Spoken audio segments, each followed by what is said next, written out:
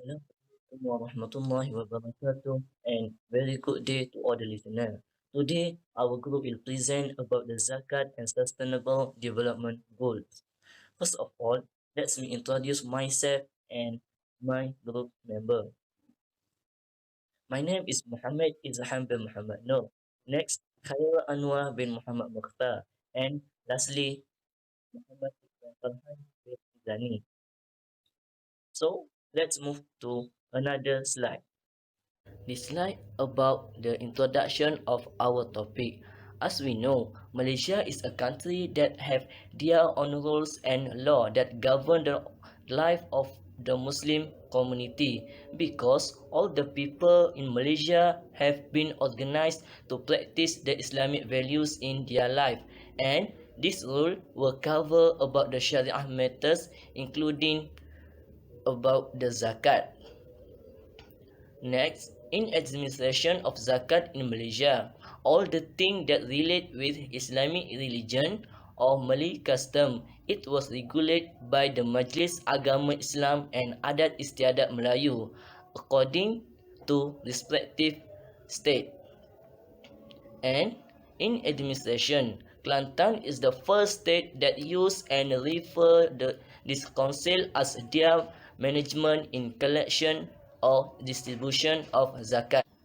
However, poverty is the usual or complex problem that arises in Malaysia, which means poverty also involved in all the aspects of human, because poverty will be give the big problem to the human needs to get something due to someone can afford to have it. So, to reduce the poverty, the best solution that was provided by Islam is give the zakat to the needy, and based on this way we can see the reason of establishment the zakat institution.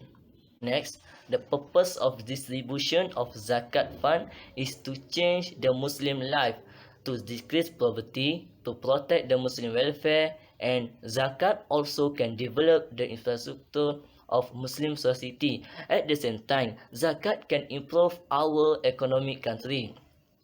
Next, the fund should distribute only the 8 category of the asnaf that was described in Holy Al-Quran based on Surah At-Tawbah verse 60, which is Al-Fuqara, Al-Masakin, Al-Amil, Al-Mu'allaf, Al-Riqab, Al-Gharimin, Fi Sabilillah, and lastly is Ibnu Sabil. Next, we move to the next slide. This slide about the connection between the institution of zakat and maqasid syariah. We talk about the maqasid syariah. Maqasid syariah is the part of the Islamic law that have their own goal to gain benefit by execute social welfare in Muslim society. Because maqasid syariah can make sure the financial or social performance to the certain level of maqasid syariah that's focused to the zakat institution to change the life of poverty in society. In generally, maqasid syariah was divided into three main categories. For instance, daruriyat, hajiyat, and tahsiniyat. And this element was divided into five specific elements. For instance, preservation of religion, preservation of life, preservation of property, preservation of descent, and preservation of our intellectual. In addition, maqasid syariah not only in the dimension of the worldly aspect, but it also relate with our hereafter, because maqasid syariah was prevent the right of the human. So, we can see the institution of zakat can help to preservation to the five of human need that was namely as preservation religion, human life, property, descent, and intellectual. Lastly, institution of zakat was playing their own role to fulfill the maqasid syariah. Now, let's move to next presenter. Bismillahirrahmanirrahim. Assalamualaikum warahmatullahi wabarakatuh. My name Muhammad Ibn Farhan bin Muhammad Izani. Now we'll present about the role and potential of zakat institution in socio-economy. Zakat is one of the main economic resources for Islamic countries. The efficient and systematic management of zakat is able to boost the potential of zakat as an instrument for the development of Muslims. Let's look. Firstly, economic development. By helping this group to be directly involved in these areas, zakat has played a role as an instrument of balanced economic distribution to reduce poverty, improve standard and quality of life, provide a comfortable and prosperous life, and lead to the formation of a prestigious nation in the future. This increased opportunity is able to provide a new platform to be explored by various parties, and indirectly the unemployment rate in the country can also be reduced. So, secondly, social development. The distribution of zakat aims to develop the social quality of the community by meeting the basic needs of the asnaf, such as protection, livelihood assistance, and healthcare. The provision of quality policies, programs, and service must be created to meet the basic needs of society, as well as address social problems that threaten the life of society. Various support programs and social assistance should be implemented as a social protection network system. Let's look to the next slide. Educational development. Apart from focusing on economic and social development, the responsible parties also pay attention to the education development agenda in the community. The educational upgrading programs provided by Majlis Agama Islam Negeri have opened up opportunities for asnaf children to study to a higher level as well. This is because the hardship of life caused some of them to be afraid to face the outside world due to lack of self-confidence to interact with society. The negative mentality and perception that exists among asnaf should be changed so that they do not inherit life as asnaf but instead are able to change into a productive group of society. Moral development. The development of human capital is a branch of development that is centered on the human being himself, in which human beings act as agents that drive such development, which in turn becomes the ultimate goal to the development itself. Zakat has played an active role by also being involved in improving and enhancing the quality of each potential asnaf. There is no denying that this change takes a long time because it involves a change in the attitude and culture of one's life, especially the poor and needy. Let's go to the next slide. Zakat fund programs. Poverty is one of the main problems that most developing countries in the world. In Malaysia, this has been a priority by the government since 13 May 1969. Therefore, there are two forms of zakat assistance provided by zakat institutions, namely productive assistance and non-productive assistance. Productive assistance refers to capital assistance either in the form of cash or equipment to help the asnaf change their life for the better. This assistance is usually provided in a long-term form. Non-productive assistance is short-term to help asnaf continue their survival by meeting the basic needs such as medical assistance, monthly advice, food, rent, and others. First, let's look at asnaf entrepreneur. Entrepreneurs play an important role in driving change in the economic sector of a country's society. Potential as an entrepreneur is not something that can be created in an individual suddenly, but needs to go through hard work and commitment.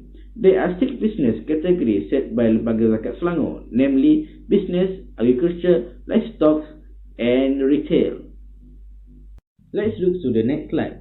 Asnaf Economic Development Program. To develop and help these asnaf to change their life, especially in terms of economy, zakat institutions in Malaysia have thought to create various programs based on economic development to provide opportunities and explore to asnaf the best mechanism that can be done to change their life.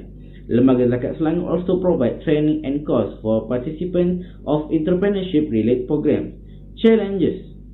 Certain that the zakat institution will face various challenges and obstacles to ensure that desire to improve the quality of life of the asnaf is successfully realized. The main challenge faced is the lack of commitment and support from the Asnaf, especially the poor and needy, to participate in this economic program. Most of them are more comfortable receiving regular financial assistance in the short term and lack the desire and self-confidence. This is because various other factors such as family support, commitment to children, low income, lack of guidance and motivation, as well as less strategic location and type of business are also seen to contribute to the success of the participants of this program. There is no doubt that there are a few Asnaf who misuse this business capital assistance, but the regular monitoring done by the Zakat institution is able to ensure that only truly qualified participants are allowed to participate and continue this program. The factor of not having to repay the business assistance received was also seen to influence the commitment of the participants to continue the program diligently until eventually causing them to be strained in the middle of the road. The performance of Zakat institution can also affect the effectiveness of the implementation of this economic program. The problem of lack of staff, especially those with experience and expertise in the field of entrepreneurship, has forced Zakat institution to seek service from consultants involved in skill training, participant selecting, screening, and period monitoring. So that's all from me. I welcome the next presenter. Thank you. Okay, thanks to our previous presenter. Bismillahirrahmanirrahim. My name is Anwar bin Muhammad Mokhtar, and okay, today I will to continue the topic about the way institution of zakat can distribute the equality of wealth to everyone. Okay, the distribution factors are crucial and must be given careful consideration by zakat management personnel to ensure proper zakat payout. The amount of zakat given varies according to the beneficiaries' occupation and current living expenditures. According to Imam Nawawi, the zakat percentage for the impoverished must take the recipient's employment and living conditions into the consideration. For the individuals who are physically unable to work to support their families, the zakat funds must be sufficient to cover the invalids' need for the remainder of their life. The proportion of zakat is also depending on the current local society's average spending. Essentials such as food, clothes, and shelter are examples of relief that might be supplied. Give in the form of the capital for industry such as craft equipment and other items are also encouraged. Okay, next slide. Zakat can be donated in two ways. First, direct cash assistance to the poor and needy who lack capacity or good health. And second, assistance to enable beneficiaries to sustain themselves. Zakat can be given in the form of tools for industry and commerce, such as work equipment for the physical challenge. Okay, business capital for those with business abilities, and seeds for those engaged in agriculture, and last, other aids deemed appropriate to the recipient physical condition and talents. Okay, they are too appropriate for distributing zakat to the poor and needy. First, the long-term distribution, which is kifayah al-um, and second, the short-term distribution, which is kifayah as-sanah. Okay, first, the kifayah al-um idea was established since poverty cannot be eradicated in a short period, and such action need through preparation. And however, the kifayah al-hasanah is a yearly support concept that must be planned for each year. Okay, next slide. The poor and needy are divided into the two groups. First, those who can work and find a job on their own, okay, which is craftsmen, farmers and traders are among those who fall under this category. Support can be provided in the form of capital, tools and equipment to enable them to run their means of subsistence so that they do not become zakat recipients in the future. Okay, the second group, those who are require assistance to provide for their family. The poor and needy who are unable to work, such as those who are unwell for an extended period, the elderly, widows and the children. Zakat distribution can be made to them all at once or in monthly installments if there is a risk that the recipient will waste the gift. Okay. The authority must be guaranteed that the zakat system is effectively implemented by the monitoring both collection and distribution. So professional management must be fostered in the zakat institution so that the institution is recognized as acting as a social actor in the Muslim community. Okay, next slide, the topic about the economic potential of the sustainable development goals and the influence zakat. The first long-term development aim is to eliminate poverty by 2030. The nisab threshold well distinguishes between payer and recipient and aids in achieving target income and wealth transfer to persons who are often impoverished. The zakat system has an inherent mechanism for achieving the appropriate zakat collection and payout objective.